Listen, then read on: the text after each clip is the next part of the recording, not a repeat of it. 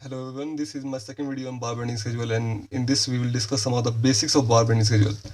And जो पहला basic हम सीखेंगे आज वो that is the weight of 1 metre length of bar. इसका काफ़ी सिंपल सा फॉर्मूला है कि अगर 1 मीटर की लेंथ की कोई भी बार है तो उसका सिंपल सा फॉर्मूला है दैट इसका वेट होगा equal to D square divide by 162। D will be the diameter. तो अगर 8 mm की हम बार का वेट निकाल रहे हैं 1 मीटर लेंथ का बार तो it will B 8 square divide by 162 that equals 0.395 kg। What this means कि अगर हमारा 8 mm की कोई रीइंफोर्समेंट की बार होगी उसकी 1 मीटर की लेंथ का जो वेट होगा वो इसकी इक्वल होगा। 10 mm का वेट होगा 10 square, simple formula d square हो जाएगा 162, 10 square divide by 162 0.617 kg। Similarly 12 का होगा 12 square divided by 162 that will be equal to 0.889 kg।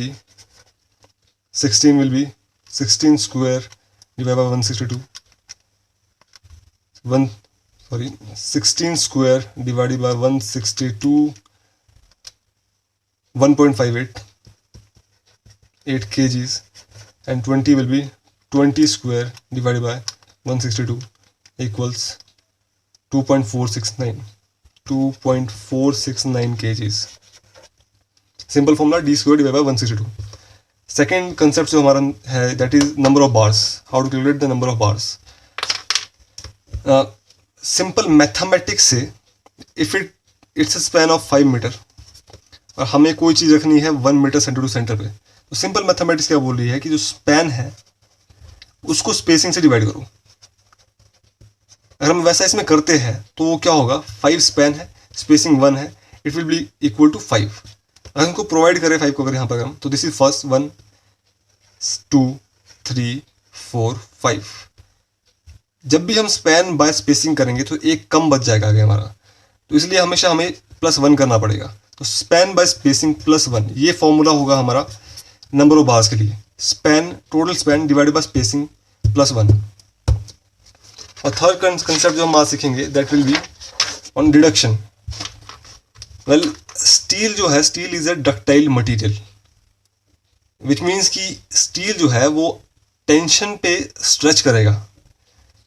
जिस टाइम हम बार को बेंड करते हैं तो उस टाइम बार में काफ़ी ज़्यादा स्ट्रेचिंग आती है, काफ़ी ज़्यादा स्ट्रेस आता है, उसकी वजह से बार थोड़ी सी बार की लेंथ इंक्रीज हो जाती है।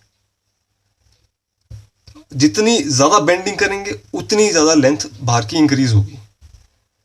तो इसके लिए कोई एक्चुअल में किसी कोर्स में फॉर्मूला नहीं दिया गया इसके ऊपर, यहाँ पर ये बेसिक साइड का ही कंसेप्ट है। और इसका जो फॉर्मूला डेवलप किया गया है वो किया गया है 45 डिग्री के लिए कि फॉर एवरी 45 डिग्री डिडक्शन होगी वो होगी equal to diameter of bar, 1 times diameter of bar. So if it is 90 degree तो इसके लिए डिडक्शन होगी 2 times diameter of bar because it is 2 times 45। If it's 135 then it will be 3 times diameter of bar 3D। और if it is 180 तो इसका होगा 4D deduction. ये काफ़ी इंपॉर्टेंट कंसेप्ट है और एक्चुअल में ये साइड में जाके चेक करना पड़ता है क्योंकि जो बार्स होती है स्टील की उसके अलग अलग ग्रेड होते हैं। FE 250, FE 415, FE 500। जैसे जैसे ग्रेड इंक्रीज होता जाता है इसकी डक्टिलिटी डिक्रीज होती जाती है। दिस मीन्स जो FE 500 है बहुत कम स्ट्रेच होगा एज कम्पेयर टू FE 250। तो ये साइड पे जाकर ग्रेड पे भी डिपेंड करता है काफ़ी ज़्यादा, और ये चेक करना चाहिए हमेशा साइड पे जाकर कि आपका स्टील जो है वो एक्चुअल में 2D इंक्रीज हो भी रहा है कि नहीं हो रहा है। ये कंसेप्ट यूज़ हो रहा है साइड पर इट्स अ बेटर प्रैक्टिस कि आप जाकर खुद जाके चेक कर लो, एक सैंपल लेकर बेंड करके चेक कर लो कि पहले लेंथ क्या थी बाद में लेंथ क्या आई इसकी यहाँ पर।